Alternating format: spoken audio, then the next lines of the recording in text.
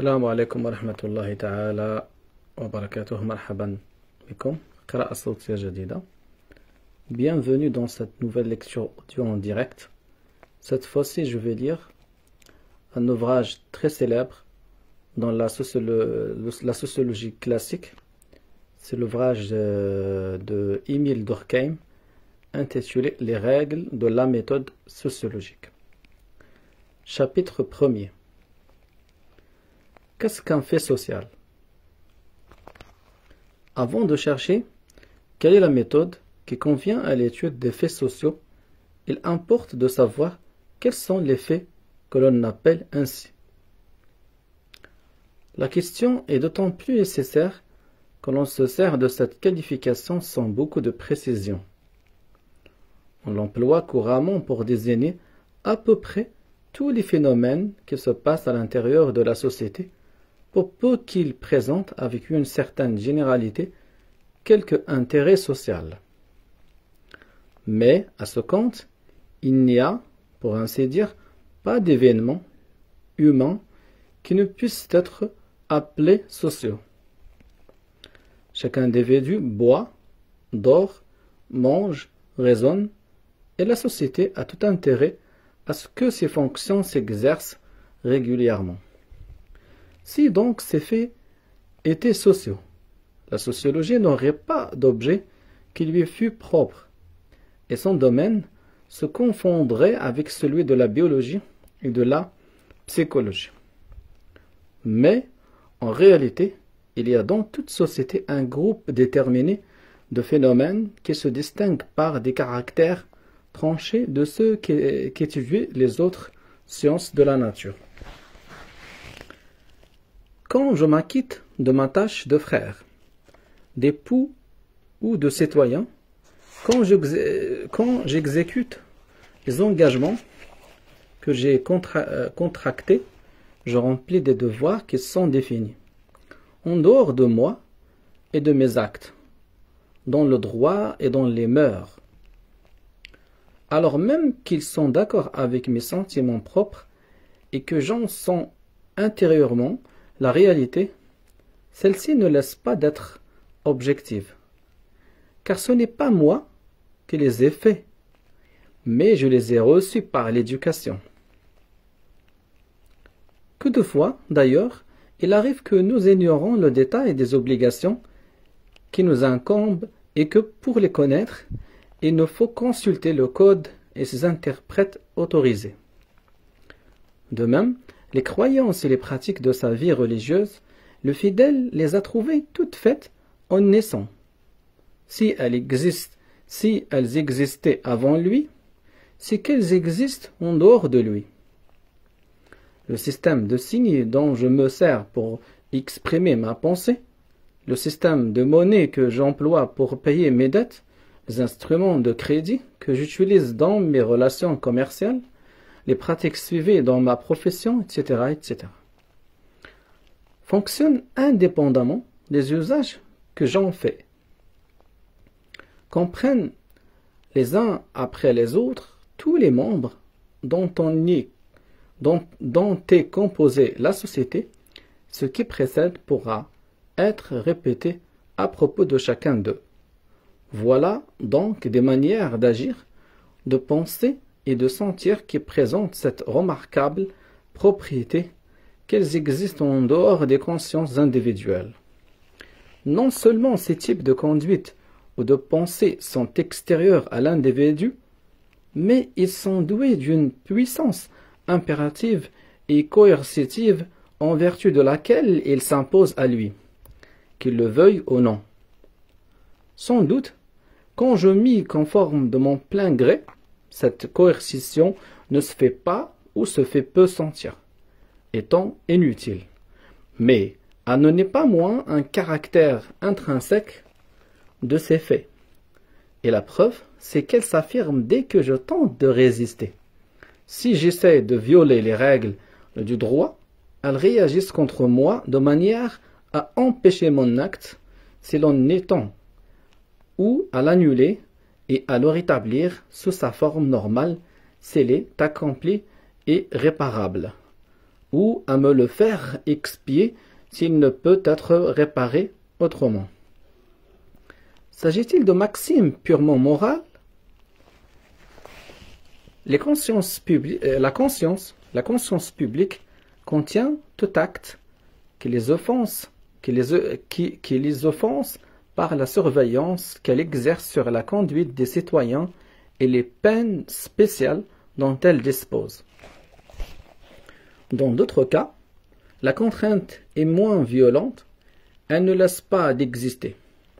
Si je ne me soumets pas aux conventions du monde, si en m'habillant je ne tiens aucun compte des usages suivis dans mon pays et dans ma classe, le rire que je provoque, l'éloignement où l'on me tient, produisent, quoique d'une manière plus atténuée, les mêmes effets qu'une peine proprement dite. Ailleurs, la contrainte, pour n'être qu'indirecte, n'en est pas moins efficace. Je ne suis pas obligé de parler français avec mes compatriotes, ni d'employer des monnaies légales. Mais il est impossible que je fasse autrement. Si j'essayais d'échapper à cette nécessité, ma tentative échouerait misérablement. Industriel, rien ne m'interdit de travailler avec des procédés et des méthodes de l'autre siècle. Mais, si je le fais, je me ruinerai à coup sûr, alors même que, en fait, je puis m'affranchir de ces règles et les violer avec succès. Ce n'est jamais sans être obligé de lutter contre elles. Quand même elles sont finalement vaincues, elles font suffisamment sentir leur puissance contraignante par la résistance qu'elles opposent. Il n'y a pas de novateur, même heureux, dont les entreprises ne viennent se heurter à des oppositions de ce genre. Voilà donc un ordre de faits qui présente des caractères très spéciaux. Il consiste en des manières d'agir, de penser et de sentir, extérieures à l'individu et qui sont douées d'un pouvoir de coercition en vertu duquel il s'impose à lui. Par suite, il ne saurait se confondre avec les phénomènes organiques, puisqu'ils consistent en représentation et en action, ni avec les phénomènes psychiques, lesquels n'ont d'existence que dans la conscience individuelle et par elle. Ils constituent donc une espèce nouvelle, et c'est à eux que doit être donnée et réservée la qualification de sociaux.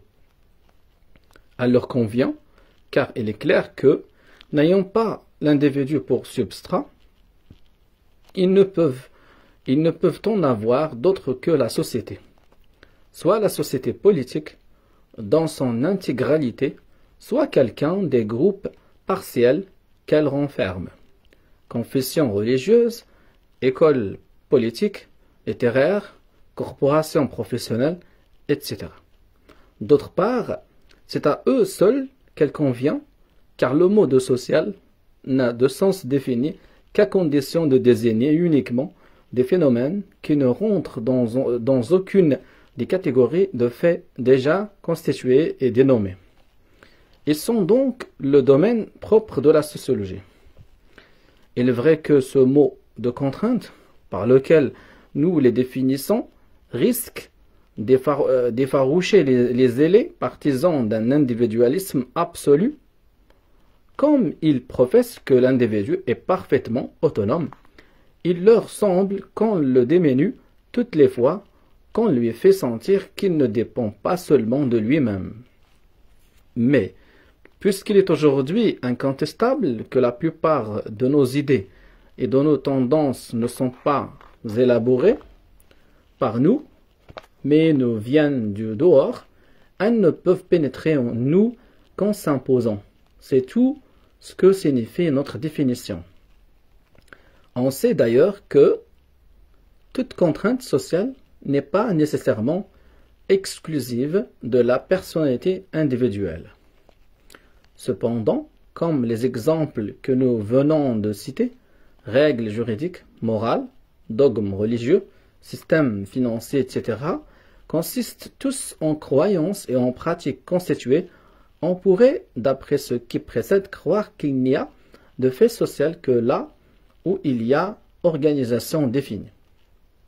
Mais il est d'autres faits qui, sans présenter ces formes cristallisées, ont la même objectivité et le même ascendant sur l'individu. C'est ce qu'on appelle les courants sociaux. Ainsi, dans une assemblée, les grands mouvements d'enthousiasme, d'indignation, de pitié, qui se produisent n'ont pour lieu d'origine aucune conscience particulière. Ils viennent à chacun de nous du dehors et sont susceptibles de nous entraîner malgré nous. Sans doute, il peut se faire que, m'y abandonnant sans réserve, je ne sente pas la pression qu'ils exercent sur moi. Mais elle s'accuse dès que j'essaie de lutter contre eux. Qu'un individu tente de s'opposer à l'une de ces manifestations collectives et les sentiments qu'il nie se retournent contre lui. Or, cette puissance de coercition externe s'affirme avec cette netteté dans les cas de résistance. C'est qu'elle existe, quoique inconsciente, dans le cas contraire. Nous sommes alors dupes d'une illusion qui nous fait croire que nous avons élaboré nous-mêmes ce qui s'est imposé à nous du dehors. Mais si la complaisance avec laquelle nous nous y laissons aller masque la poussée subie, elle ne la supprime pas. C'est ainsi que l'air ne laisse pas d'être pesant, quoique nous n'en sentions plus le poids. Alors même que nous avons spontanément collaboré, pour notre part, à l'émotion commune, l'impression que nous avons ressentie est tout autre que celle que nous essuyons éprouver si nous avions été seuls. Aussi, une fois que l'Assemblée s'est séparée, que ces influences sociales ont cessé d'agir sur nous et que nous nous retrouvons seuls avec nous-mêmes, les sentiments par lesquels nous avons passé ne font l'effet de quelque chose d'étranger où nous ne reconnaissons plus. Nous nous apercevons alors que nous les avions subis beaucoup plus que nous les avions faits. Il arrive même qu'ils nous font horreur tant ils étaient contraires à notre nature. C'est ainsi que des individus parfaitement inoffensifs pour la plupart peuvent réunir en foule se laisser entraîner à des actes d'atrocité. Or, ce que nous disons de ces explosions passagères, ça s'applique identiquement à ces mouvements d'opinion plus durables qui se produisent sans cesse autour de nous, soit dans toute l'étendue de la société, soit dans les cercles plus restreints sur les matières religieuses, politiques, littéraires, artistiques, etc. On peut d'ailleurs confirmer par une expérience caractéristique cette définition du fait social. Il suffit d'observer la manière dont sont élevés les enfants. Quand on regarde les faits tels qu'ils sont et tels qu'ils ont toujours été, il saute aux yeux que toute éducation consiste dans un effort continu pour imposer à l'enfant des manières de voir, de sentir et d'agir auxquelles il ne serait pas spontanément arrivé. Dès les premiers temps de sa vie, nous le contraignons à manger, à boire, à dormir à des heures régulières. Nous le contraignons à la propreté, au calme, à l'obéissance. Plus tard, nous le contraignons pour qu'il apprenne à tenir compte d'autrui, à respecter les usages les convenances, nous le contraignons au travail, etc., etc. Si avec le temps, cette contrainte cesse d'être sentie, c'est qu'elle donne peu à peu naissance à des habitudes, à des tendances internes qui la rendent inutile, mais qui ne la remplacent que parce qu'elles en dérivent. Il est vrai que, d'après Spencer, une éducation rationnelle devrait réprouver de tels procédés et laisser faire l'enfant en toute liberté. Mais comme cette théorie pédagogique n'a jamais été pratiquée par aucun peuple connu, elle ne constitue qu'un desideratum personnel. Non un fait qui puisse être opposé au fait qui précède. Or, ce qui rend ces derniers particulièrement instructifs, c'est que l'éducation a justement pour objet de faire l'être social. On y peut donc voir comme on raccourcit de quelle manière cet être s'est constitué dans l'histoire. Cette pression de tous les instants que subit l'enfant, c'est la pression même du milieu social qui tend à le façonner à son image et dont les parents et les maîtres ne sont que les représentants et les intermédiaires. Ainsi, ce n'est pas leur généralité qui peut servir à caractériser les phénomènes sociologiques. Une pensée qui se retrouve dans toutes les consciences particulières, un mouvement que répètent tous les individus, ne sont pas pour cela des faits sociaux. Si l'on s'est contenté de ce caractère pour les définir, c'est qu'on les a confondus à tort avec ce qu'on pourrait appeler les incarnations individuelles. Ce qui les constitue, ce sont les croyances, les tendances, les pratiques du groupe pris collectivement. Quant aux formes que revêtent les états collectifs, en se réfractant chez les individus, ce sont choses d'une autre espèce. Ce qui démontre catégoriquement cette dualité de nature, c'est que ces deux ordres de faits se présentent souvent à l'état dissocié. En effet, certaines de ces manières d'agir ou de penser acquièrent par suite de la répétition une sorte de consistance qui les précipite, pour ainsi dire, et les isole des événements particuliers qui les reflètent. Elles prennent ainsi un corps, une forme sensible qui leur est propre et constitue une réalité sui generis, très distincte des faits individuels qui la manifestent. L'habitude collective n'existe pas seulement à l'état d'émanence, dans les actes successifs qu'elle détermine, mais par un privilège dont nous ne trouvons pas d'exemple dans le règne biologique. Elle s'exprime une fois pour toutes dans une formule qui se répète de bouche en bouche, qui se transmet par l'éducation, qui se fixe même par écrit. Telles sont l'origine et la nature des règles juridiques, morales, des aphorismes et des dictons populaires, des articles de foi, où les sectes religieuses ou politiques condensent leurs croyances, des codes de goût que dressent les écoles littéraires, etc. Aucune d'elles ne se retrouve tout entière dans les applications qui en sont faites par les particuliers, puisqu'elles peuvent même être sans être actuellement appliquées. Sans doute, cette dissociation ne se présente pas toujours avec la même netteté, mais il suffit qu'elle existe d'une manière incontestable dans les cas importants et nombreux que nous venons de rappeler, pour prouver que le fait social est distinct de ses répercussions individuelles.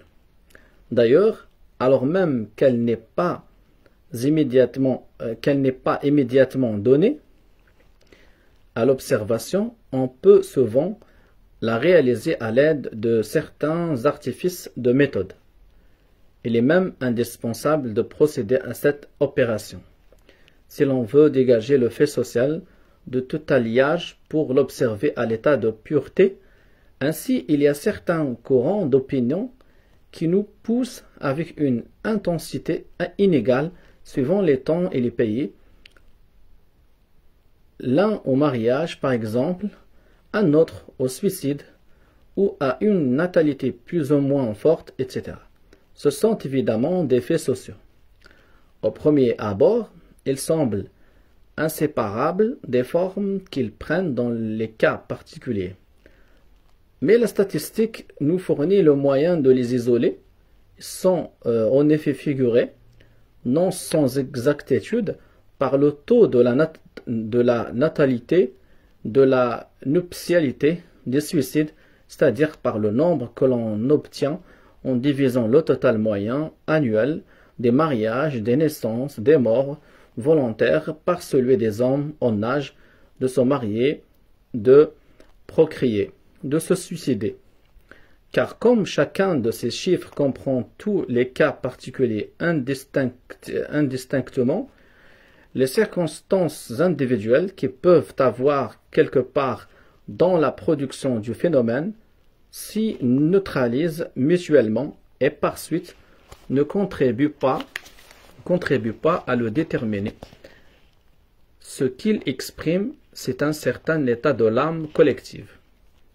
Voilà ce que sont les phénomènes sociaux, débarrassés de tout élément étranger.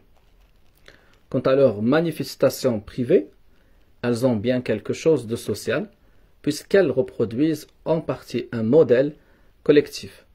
Mais chacune d'elles dépend aussi, et pour une large part, de la constitution organico-psychique de l'individu, des circonstances particulières dans lesquelles il est placé. Elles ne sont donc pas des phénomènes proprement sociologiques, elles tiennent à la fois aux deux règnes. On pourrait les appeler sociopsychiques. Elles intéressent le sociologue sans constituer la matière immédiate de la sociologie. On trouve de même à l'intérieur de l'organisme des phénomènes de nature mixte qu'étudient des sciences mixtes comme la chimie biologique. Mais, dira-t-on, un phénomène ne peut être collectif que s'il est commun à tous les membres de la société, ou tout au moins à la plupart d'entre eux. Partant, s'il est général. Sans doute, mais s'il est général, c'est parce qu'il est collectif, c'est-à-dire plus ou moins obligatoire. Bien loin qu'il soit collectif parce qu'il est général, c'est un état du groupe qui se répète chez les individus parce qu'il s'impose à eux. Il est dans chaque partie parce qu'il est dans le tout, loin qu'il soit dans le tout parce qu'il est dans les parties. C'est ce qui est surtout évident de ces croyances et de ces pratiques qui nous sont transmises toutes faites par les générations antérieures. Nous les recevons et les adoptons parce que, étant à la fois une œuvre collective et une œuvre séculaire, elles sont investies d'une particulière autorité que l'éducation nous a appris à reconnaître et à respecter. Or, il est à noter que l'immense majorité des phénomènes sociaux ne vient par cette voie. Mais alors même que le fait social est dû en partie à notre collaboration directe, il n'est pas d'une autre nature. Un sentiment collectif qui éclate dans une assemblée n'exprime pas simplement ce qu'il y avait de commun entre tous les sentiments individuels. Un sentiment collectif qui éclate dans une assemblée n'exprime pas simplement ce qu'il y avait de commun entre tous les sentiments individuels. Il est quelque chose de tout autre, comme nous l'avons montré. il est une résultante de la vie commune, un produit des actions et des réactions qui s'engagent entre les consciences individuelles. Et s'il retentit dans chacune d'elles, c'est en vertu de l'énergie spéciale qu'il doit précisément à son origine collective. Si tous les cœurs vibrent à l'unisson, ce n'est pas par suite d'une concordance spontanée et préétablie. C'est qu'une même force les meut dans le même sens, chacun est entraîné par tous. Nous arrivons donc à nous représenter, d'une manière précise, le domaine de la sociologie. Il ne comprend qu'un groupe déterminé de phénomènes. Un fait social se reconnaît au pouvoir de coercition externe qu'il exerce ou est susceptible d'exercer sur les individus. Et la présence de ce pouvoir se reconnaît à son tour soit à l'existence de quelques sanctions déterminées, soit à la résistance que le fait oppose à toute entreprise individuelle qui tente à lui faire violence.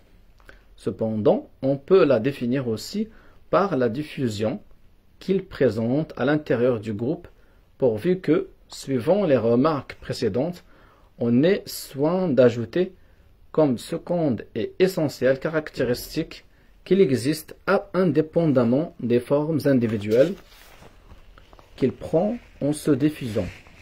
Ce dernier critère est même, dans certains cas, plus facile à appliquer que le précédent. En effet, la contrainte est aisée à constater quand elle se traduit au dehors par quelques réactions directes de la société, comme c'est le cas pour le droit, la morale, les croyances, les usages, les modes même. Mais quand elle n'est qu'indirecte, comme celle qui exerce une organisation économique, elle ne se laisse pas toujours aussi bien apercevoir.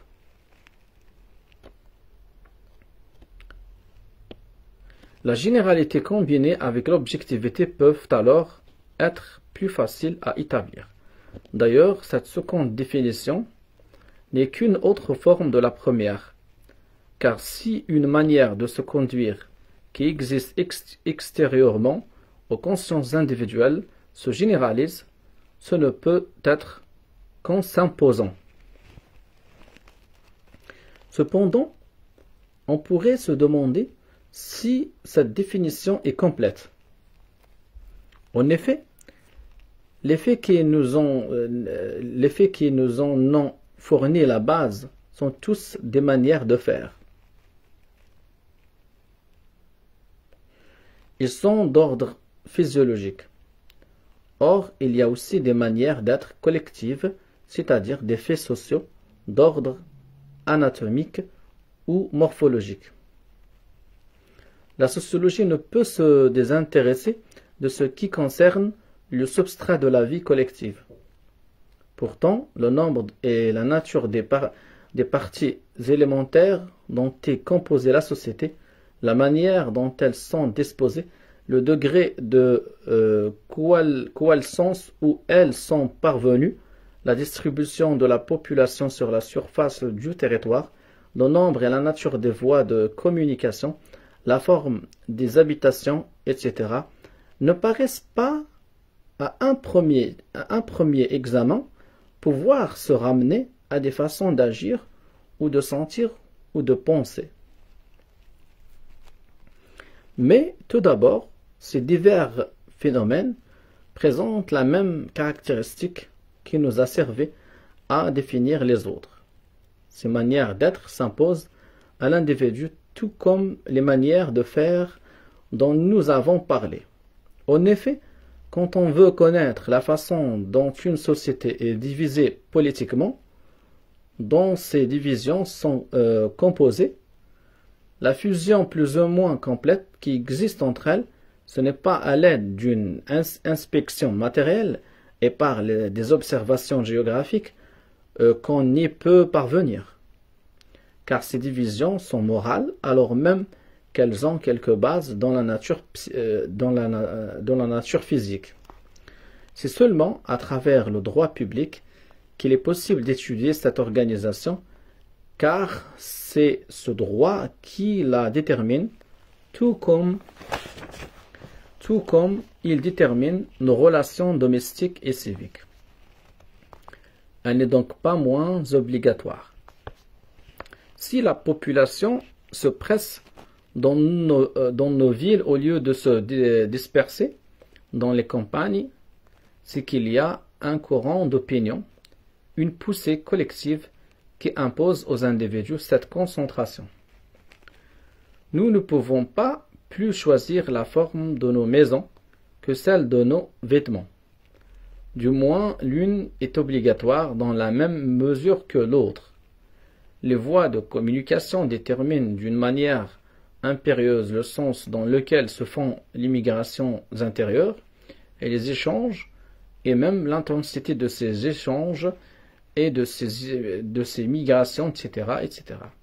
Par conséquent, il y aurait tout au plus lieu d'ajouter à la liste des phénomènes que nous avons énumérés comme présentant le signe distinctif du fait social, une catégorie de plus, et comme cette énumération n'avait rien de rigoureusement exhaustif, l'addition ne serait pas indispensable. Mais elle n'est même pas utile, car ces manières d'être ne sont que des manières de faire consolidées. La structure politique d'une société n'est que la manière dont les différents segments qui la composent ont pris l'habitude de vivre les uns avec les autres. Si leurs rapports sont traditionnellement étroits, les segments tendent à se confondre, à se distinguer dans le cas contraire. Le type d'habitation qui s'impose à nous n'est que la manière dont tout le monde autour de nous, et en partie les générations antérieures, se sont accoutumés à construire les maisons. Les voies de communication ne sont que le lit que s'est creusé à lui-même, en coulant dans le même sens. Le courant régulier des échanges et des migrations, etc. Sans doute, si les phénomènes d'ordre morphologique étaient les seuls à présenter cette fixité, on pourrait croire qu'ils constituent une espèce à part. Mais une règle juridique est un arrangement non moins permanent qu'un type d'architecture, et pourtant c'est un fait physiologique. Une simple maxime morale est assurément plus malléable, mais elle a des formes bien plus rigides qu'un simple usage professionnel, aucune mode. Il y a ainsi toute une gamme de néances qui, sans solution de continuité, rattachent les faits de structure les plus caractérisés à ces libres courants de la vie sociale qui ne sont encore pris dans aucun moule défini. C'est donc qu'il n'y a entre eux que des différences dans le degré de consolidation qu'ils présentent. Les uns et les autres ne sont que de la vie plus ou moins cristallisée. Sans doute, il peut y avoir intérêt à réserver le nom de morphologique aux faits sociaux qui concernent le substrat social, mais à condition de ne pas perdre de vue qu'ils sont de même nature que les autres. Notre définition comprendra donc tout le défini si nous disons et fait social, toute manière de faire, fixée ou non, susceptible d'exercer sur l'individu une contrainte extérieure, ou bien encore qui est générale dans l'étendue d'une société donnée, tout en ayant une existence propre, indépendante de ses manifestations individuelles. Voilà, donc j'arrive à la fin de ce chapitre. Dans la séance prochaine, je vais lire le chapitre 2, intitulé « Règles relatives à l'observation des faits sociaux ». La première règle, et la plus fondamentale, est de considérer les faits sociaux comme des choses. On va voir ça dans la prochaine séance. Salam alaikum.